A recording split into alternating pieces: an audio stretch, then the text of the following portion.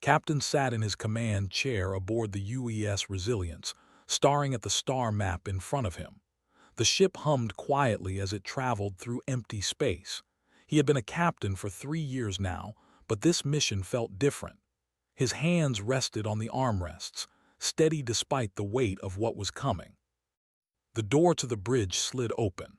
Doctor walked in, carrying a data pad. She was the ship's chief medical officer and knew more about alien biology than anyone else in the fleet. Her face looked serious. "Captain, I've been reading the reports about she said. Their bodies can't handle stress like ours can. Their blood pressure drops when they see violence. Some of them actually faint." Nodded slowly. He had read the same reports. There were peaceful beings, tall and thin with pale blue skin. They had never developed weapons or armies. Why would they? Their home world was gentle, with no predators and perfect weather. Lieutenant stood at the tactical station, checking weapon systems. He was built like a wall, with scars on his hands from his years in special forces. He looked up from his console. "So we're rescuing people who pass out at the sight of blood from monsters that eat entire planets," said. "Sounds fair." Almost smiled. Always found humor in bad situations. It was one of the reasons had requested him for this mission. The communication system beeped. Ambassador's face appeared on the main screen. She was back on the council station, dealing with the politics while they handled the action. Her expression was tired. "Captain, the council has officially approved your mission," said, "but I need you to understand something. Most of them think this is suicide. They're only letting you go because they have no other options." "What about the other species?" asked. "Can't any of them help?" Shook her head. "The Prime has 1.4 times Earth's gravity. The temperature swings from -40 to +60 degrees every day. The atmosphere has sulfur compounds that burn most species' lungs.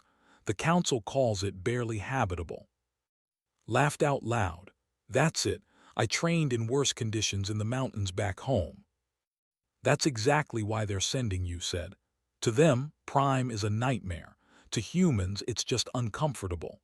The swarm has 40,000 trapped there. They have maybe 72 hours before life support fails." Stood up from his chair. "How long until we arrive?"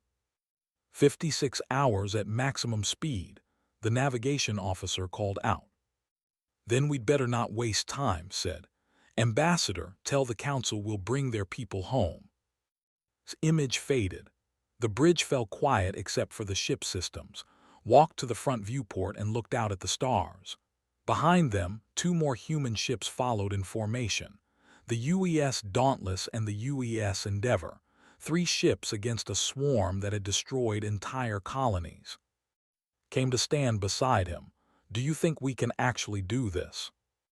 "We have to," said simply. "No one else will." The next 2 days passed in preparation. The crew ran combat drills. Marines checked their weapons and armor. Engineers made sure every system was working perfectly. Organized her medical bay, preparing for casualties. Spent most of his time studying the reports made his stomach turn. There were a hive mind controlled by a queen deep underground. They bred fast and consumed everything. Their warriors were the size of bears, with hard shells and acid for blood. Once they landed on a planet, they were almost impossible to remove. Almost impossible, but not completely impossible. 56 hours later, the Resilience dropped out of faster-than-light travel. Prime appeared on the screen, a brown and planet with thick clouds. Debris floated everywhere. Pieces of ships and stations destroyed in the first attack. "Scan for life signs," ordered. The science officer worked quickly. "I'm reading 40,000 in underground shelters across the main continent, but their life support systems are failing. Maybe 24 hours left, not 72. His jaw tightened. They had even less time than expected. And the asked. "Everywhere. I'm counting at least 15 hive nodes, thousands of warrior forms on the surface." Turned to his crew. Every face looked back at him, waiting for orders. They were scared. He could see it in their eyes, but they were ready. That was what made humans different. They could be afraid and still choose to fight. All ships prepare for immediate deployment, said into the fleet channel. No reconnaissance, no waiting for support. We go in hard and fast. They don't have time for us to be careful. On the Council observation channel, he heard gasps from the alien representatives. They couldn't believe humans would drop straight into a combat zone without proper planning. But knew something they didn't. Humans had survived on a planet that tried to kill them for millions of years. They had learned to adapt quickly, to think fast, to take risks that seemed insane to species from gentler worlds. Marines, get to your drop pods, commanded. We're going down. Grinned as he headed for the door. Time to show the galaxy what can do. Watched the planet grow larger on the screen. Somewhere down there, 40,000 people were waiting to die. They had called the stars for help. And the humans had answered. The drop pod shook violently as it fell through the atmosphere. Sergeant held tight to the restraints, her teeth clenched. Around her, 5 other Marines sat in the cramped space, their armor locked to their seats. The heat from atmospheric entry made the metal walls glow red. 30 seconds to impact, the computer voice announced. Checked her rifle one more time. She had done this before, but never into a hot zone like this. Never against something like the pod hit the ground with a crash that would have killed most alien species. The Marines just grunted and released their restraints. The door blew open with explosive bolts and let her squad out into hell. The air was thick and hot. It burned going into her lungs, even through the breathing filters. The gravity pulled at her, making every step heavier. Around them, the landscape looked dead. Dirt, twisted rocks, and strange plants that looked more like fungus than trees. Contact, someone shouted. A warrior burst from the ground 10 meters away. It was massive, covered in crystal-like armor that gleamed in the weak sunlight. Its mouth had too many teeth, and its eyes were black and empty. Fired without thinking, her bullets sparked off the creature's shell. It screamed, a sound that made her bones hurt, and charged. Aim for the joints, she yelled. Her squad spread out, firing in controlled bursts. That was fast, faster than something that big should be. It reached Private before he could dodge. One claw caught his armor, leaving deep scratches.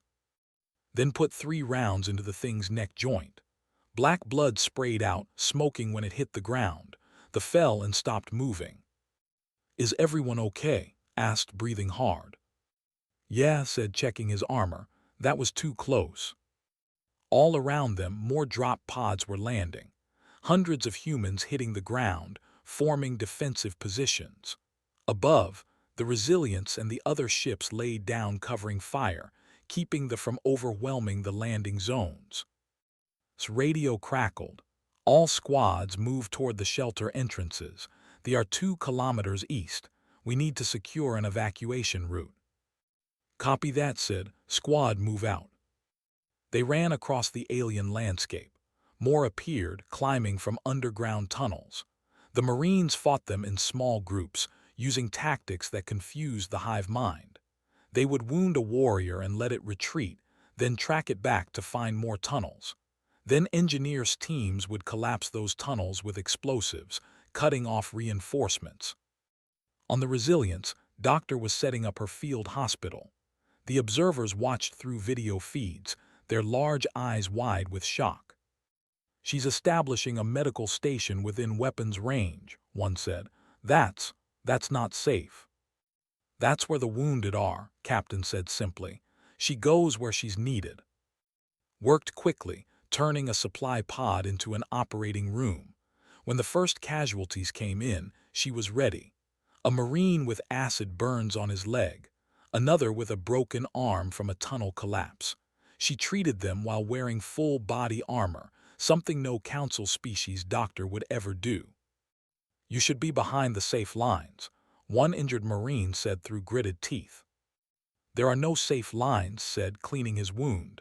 So I'm here. The battle continued for hours. The humans pushed forward meter by meter.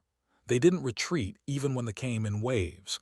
They just changed tactics, adapted, and kept advancing. Squad reached the first shelter entrance. It was a heavy metal door built into the side of a hill, sealed tight. She banged on it with her fist. "We're human military. We're here to evacuate you." The door opened slowly. Appeared tall and thin, his blue skin pale with fear. Behind him could see dozens more, huddled together in the darkness. You came," they said. "The council said no one would come." "We came," said. "Now let's get you out of here." The evacuation began. They moved slowly, their bodies weak from days of stress and fear. Many could barely walk. The Marines had to carry them, supporting their weight while also watching for attacks. Lieutenant coordinated the defense from a ridge overlooking the evacuation route.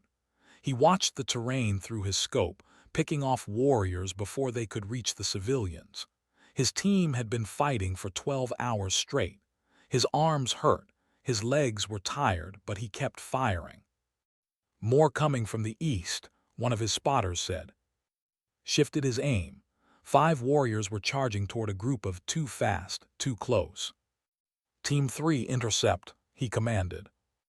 A Marine squad appeared from cover, moving to block the. They formed a line between the monsters and the civilians, firing as fast as they could reload. 2 Marines went down, but they didn't get through. On the Council observation channel, the alien representatives watched in silence. They had never seen anything like this. Species from gentle worlds didn't fight this way. They didn't advance under fire. They didn't establish hospitals in combat zones. They didn't throw themselves between monsters and civilians without hesitation. One council member finally spoke. "They're insane. This violates every principle of safe military doctrine." Ambassador listened to them from her station. She didn't look at the screen, just kept watching the battle feeds. When she spoke, her voice was quiet but firm. "No, they're human. There's a difference." By the 36th hour, the last was loaded onto an evacuation ship. 40,000 civilians, all saved. The cost had been high. 15 humans dead, 43 injured, but none of them had been lost. Captain stood on the surface, watching the evacuation ships lift off. Around him, the battlefield was quiet. The had pulled back to regroup. His Marines were exhausted, sitting wherever they could find space, drinking water and checking their weapons. Doctor approached him, her armor scorched and dirty. "All evacuees are stable. We did it." "No," said, looking toward the mountains where the main hive was hidden. "We're not done yet." Captain asked. "The council is ordering us to retreat now that they are safe," said. "But they are still here.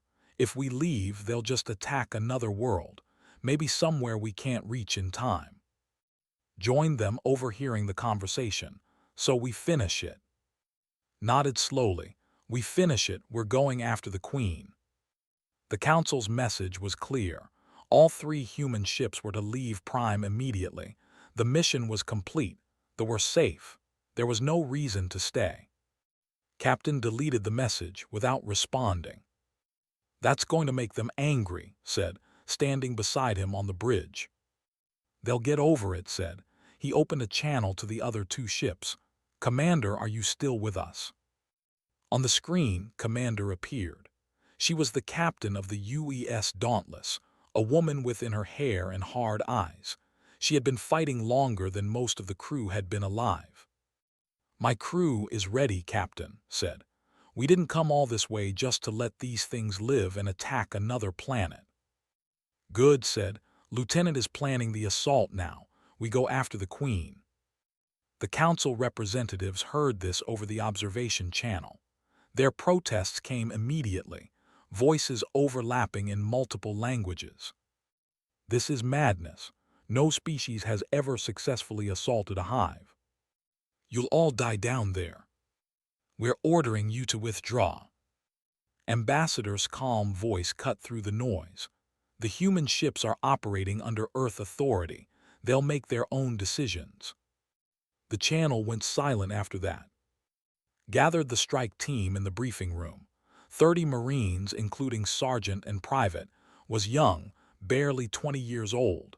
This was his first real combat deployment. His hands shook slightly as he checked his equipment. "Listen up," said, bringing up a map of the underground hive. "We've been scanning the network since we landed. The Queen is here about 3 kilometers down. To reach her, we have to go through narrow tunnels, past thousands of warriors, in conditions that will kill most species in minutes." "And we're not most species," said with a tight smile. "Exactly," said. "We go in 3 teams. Team 1 leads and clears the path. Team 2 carries the equipment. Team 3 guards our exit. Once we reach the Queen's chamber, Engineer has a surprise for her." Stood up, looking uncomfortable with all the attention. He was thin and quiet, the kind of person who preferred machines to people, but his brain was sharp. "I've designed a seismic charge using components from our reactor," explained. "It'll collapse the support structures of the entire hive network, but there's a problem. Once we activate it, we have maybe 10 minutes before the whole system comes down, including the tunnels we use to escape." The room went quiet. Felt his stomach drop. They were going to trap themselves underground with a hive full of monsters. "So we'll have to be fast," said. "Any questions?" No one spoke. They all knew what this meant, but no one backed down. 3 hours later, the strike team descended into the hive entrance. It was a massive hole in the ground, wide enough to drive a truck through. The walls were made of some organic material that looked like hardened saliva, smooth and dark. The temperature rose immediately. Within 50 meters, it was over 60 degrees. The air was thick with moisture and strange smells, something chemical and rotten at the same time. "Seal your suits," ordered. "From here on, the atmosphere is toxic." They activated their sealed combat armor.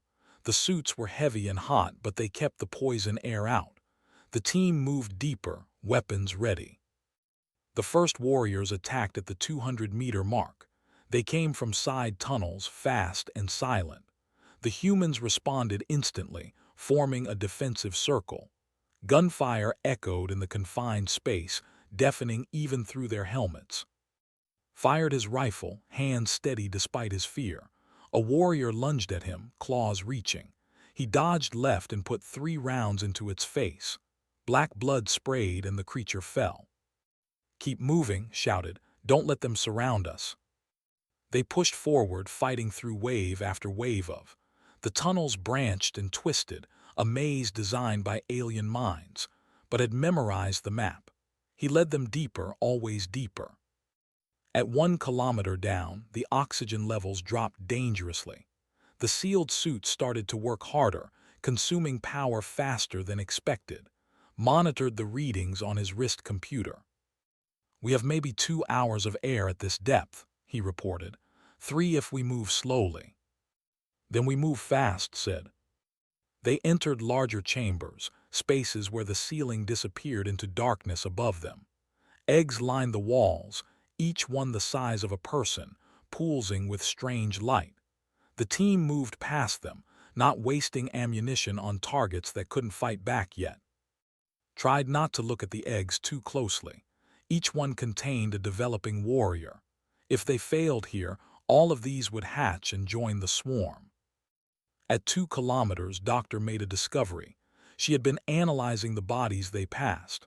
Her voice came over the team channel, tense with worry. "Captain, we have a problem. They are adapting to our weapons faster than expected.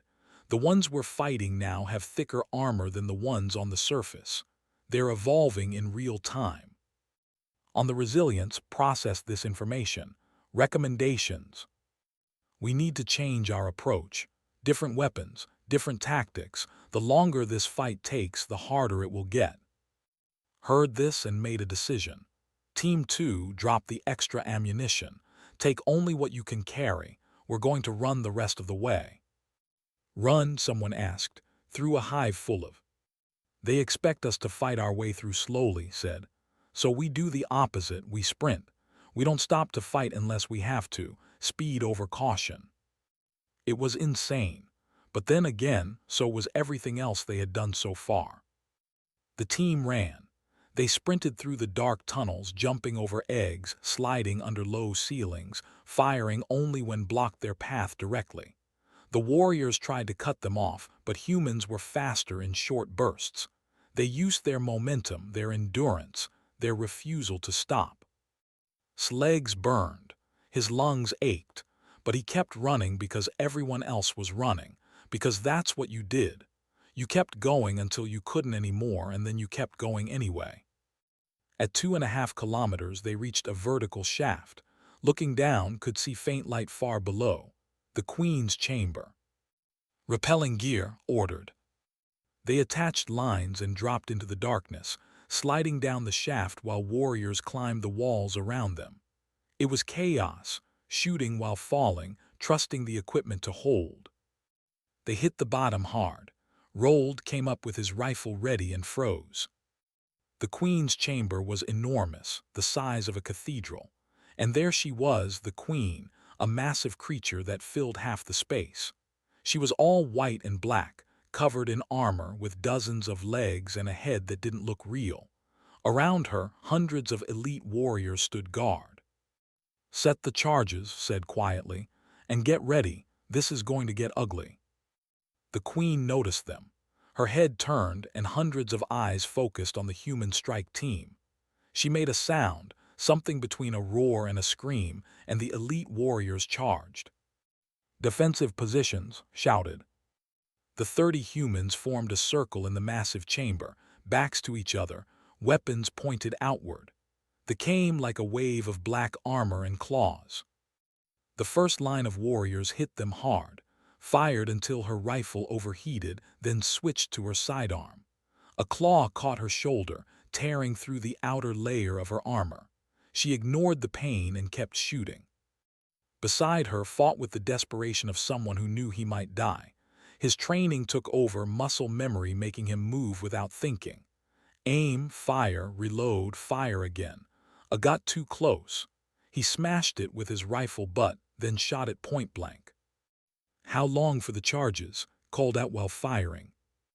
Was working frantically, placing explosive devices around the chamber's support pillars.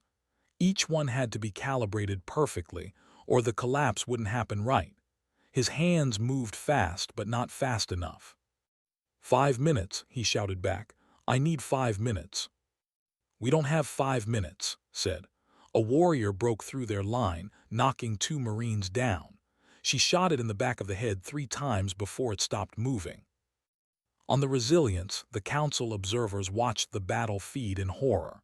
The humans were outnumbered 50 to 1. Every tactical computer said they should retreat, should run, should do anything except stay and fight. But humans didn't run, not when there was a job to finish. Doctor watched the medical readouts from orbit. Sergeant has a collapsed lung. Private has internal bleeding. They need immediate evacuation. Captain's face was stone. They know the mission, we all do. Down in the chamber felt the pain in her chest. Each breath was harder than the last. She could taste blood in her mouth. But she kept her position, kept firing because her squad needed her. An elite warrior, bigger than the others, charged directly at the area where worked.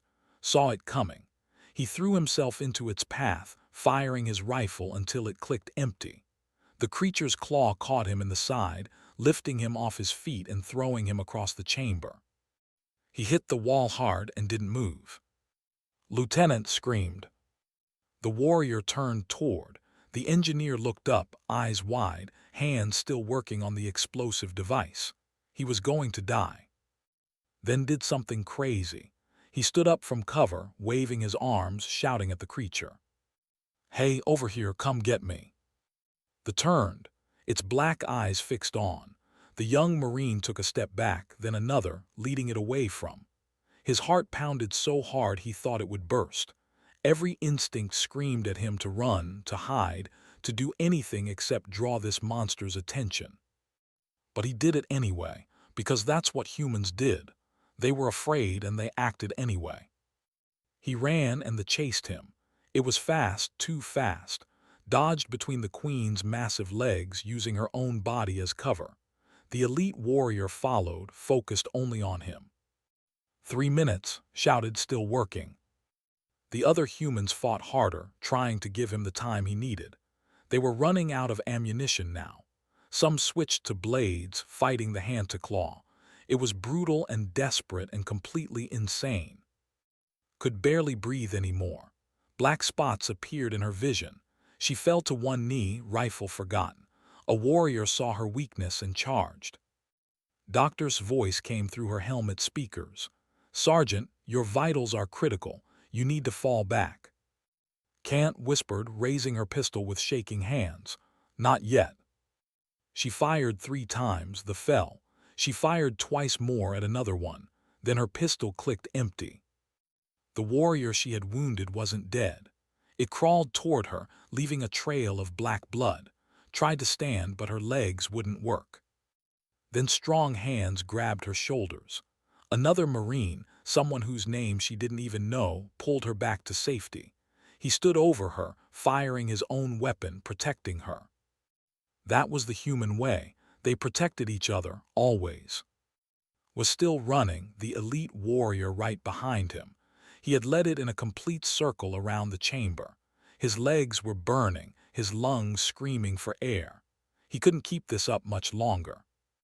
Then he saw the lieutenant was moving, trying to sit up. Blood ran down his face from a cut on his forehead. "Lieutenant," shouted, "catch." He threw his last grenade, caught it one-handed, understanding immediately. As the warrior passed by him, activated the grenade and shoved it into a gap in the creature's armor. The explosion was muffled but devastating. The elite warrior collapsed in pieces. 30 seconds, screamed, placing the last charge. Pulled himself to his feet, using the wall for support. "Everyone to the exit shaft. Move, move." The humans broke formation and ran. The swarmed after them, hundreds of warriors flooding the chamber. The queen herself began to move, her massive body shifting toward them. Activated the timer and ran faster than he had ever run in his life. They reached the vertical shaft and started climbing. No time for the rappelling gear now. They just grabbed the lines and hauled themselves up, hand over hand. Warriors climbed the walls beside them, snapping with their jaws. His arms burned with the effort. Below him, he could see getting closer. Above him, the other Marines were disappearing into the tunnel. "Faster," someone shouted. Then the charges detonated. The sound was like the world ending. The entire chamber shook. Cracks appeared in the walls, spreading like lightning. The support pillars crumbled and the ceiling began to fall. The queen screamed, a sound so loud it hurt even through their helmets. Then tons of rock buried her, crushing her massive body. The elite warriors around her died instantly. But the collapse was spreading. The whole hive network was coming down, just like it planned. The humans climbed frantically as the shaft began to crumble around them. Rocks fell, hitting their armor, knocking some of them loose. Hands slipped, and for a moment he was falling. Then someone above him grabbed his arm and held tight. They pulled each other up, one person at a time, no one left behind. They emerged from the hive entrance just as the ground collapsed behind them. The entire mountain range was sinking, the underground network imploding. Dust and smoke rose in huge clouds. The humans lay on the surface, exhausted beyond words. Several were badly injured. All were covered in blood and dirt, but they were alive. Did a quick count, 28. They had lost 2 Marines in the chamber. He closed his eyes for a moment, grief mixing with relief. Above them, the evacuation ships appeared. Medical teams rushed out to help the wounded. Doctor was there, her face fierce and worried. "Needs surgery now," she said, checking the sergeant. "And you all need treatment for toxic exposure." As they were helped to the ships, looked back at the ruined landscape. The hive was gone, buried under a mountain's worth of rock. The queen was dead. They had done it, Against all odds, all logic, all reason. They had won. 2 weeks later, the UES Resilience docked at the Galactic Council station. Captain walked through the halls in his dress uniform, his steps measured and calm. His crew was still recovering, was out of surgery but would need months of physical therapy. 2 names had been added to the memorial wall, but they had succeeded. Ambassador met him outside the council chambers. She looked proud and worried at the same time. "They've been debating for 3 days," she said quietly. "Half of them want to give you medals. The other half think you're dangerous and should be restricted." "What do you think?" asked. "I think you saved 40,000 lives and stopped a threat that would have consumed other worlds," said. "But I also think you scared them. They've never seen anything like what you did." The chamber doors opened. Inside, representatives from dozens of species sat in a circular room. The ambassador stood near the front, his blue skin bright under the lights. When he saw, he placed his hand over his heart in respect. "Captain," the council leader said. She was tall and covered in silver scales. "We have reviewed the recordings from Prime. What we witnessed was extraordinary." Said nothing, just waited. "Your tactics violated every standard military protocol we have established over thousands of years," another representative said. "This one was from a species didn't recognize, small and covered in fur. You deployed without reconnaissance. You established medical facilities in combat zones. You advanced when you should have retreated. You assaulted a hive from within when every tactical analysis said it was suicide." "And yet we succeeded," said simply. "That's what troubles us," the furry representative said. "You succeeded where all our predictions said you would fail. It means our understanding of warfare is incomplete." The ambassador spoke up, his voice soft but clear. "I was on Prime. I watched my people give up hope. We believed we would die. Then the humans came. They fought in conditions that would kill most of us. They protected us with their own bodies. They didn't leave until every single one of my people was safe. Then they went back down and destroyed the thing that threatened us." He paused, his large eyes shining. "On Prime, we are building a monument, not to warriors or heroes, but to the kind people from the who refused to let us die." The chamber fell silent. Ambassador stood and walked to the center of the room. Every eye followed her. She looked around at all the different species, all the beings from gentle worlds with light gravity and perfect weather. "You call Eartha," she began. "You're right. Our planet tried to kill us for millions of years. Ice ages that covered continents, volcanoes that blacked out the sky, predators that hunted us, diseases that wiped out entire populations, storms that destroyed everything we built." She paused, letting the words sink in. "We survived not because we were the strongest or the fastest. We survived because we refused to quit. We learned to endure what you cannot imagine enduring. Pain, fear, exhaustion, loss. We learned to keep going when everything said we should stop. To us, impossible just means difficult. Your nightmares are our normal conditions." The council leader shifted in her seat. "What are you suggesting, Ambassador?" "I'm suggesting that when the galaxy faces threats too dangerous for civilized species, you need someone from an uncivilized world," said. "You need." 3 months later, the new headquarters was complete. The emergency corps had a base on the edge of council space, ready to respond to threats that other species couldn't handle. Captain stood on the bridge of the Resilience, now the flagship of the DEC fleet. Behind him, a dozen human ships floated in formation. More were being built. Earth had answered the call, and volunteers were arriving every day. Doctor worked in the expanded medical bay, training other human doctors in combat medicine. Lieutenant was healed now, with new scars to add to his collection. He was training new Marines, teaching them the lessons learned on Prime. Sergeant walked with a limp, but she refused medical discharge. "I'm not done yet," she had told. He hadn't argued. Engineer worked in the ship's lab, designing new equipment for hostile environments. Private had been promoted to corporal. He was different now, quieter, older in ways that had nothing to do with time.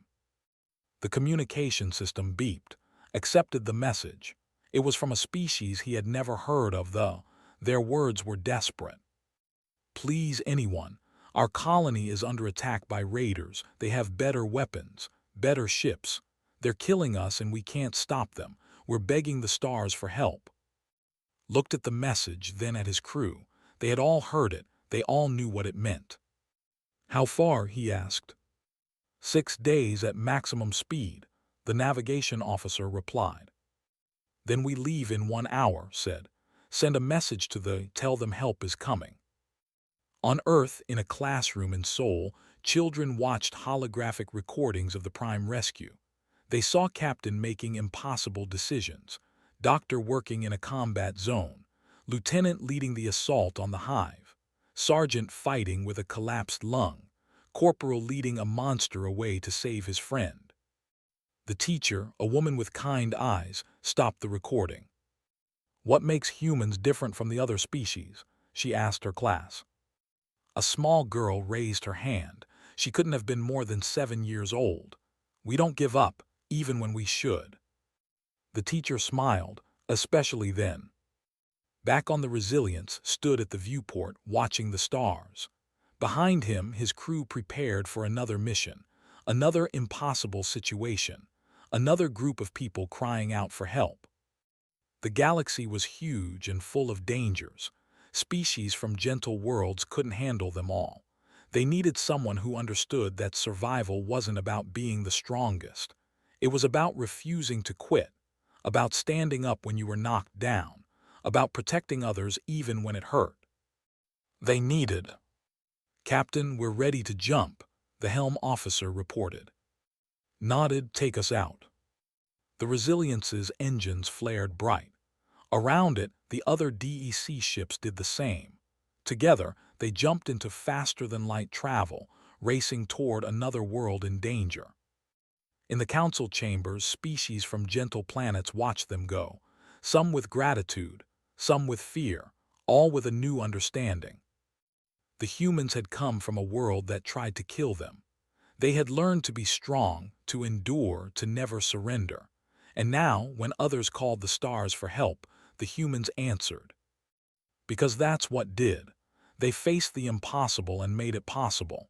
They turned fear into courage. They protected the weak, not because it was easy, but because it was right.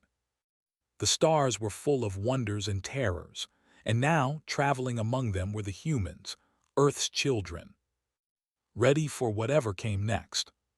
Somewhere in the galaxy, on a planet whose name didn't yet know, people were waiting, hopping, praying that someone would hear their call for help. They didn't know it yet, but help was coming. They were coming, and they never gave up.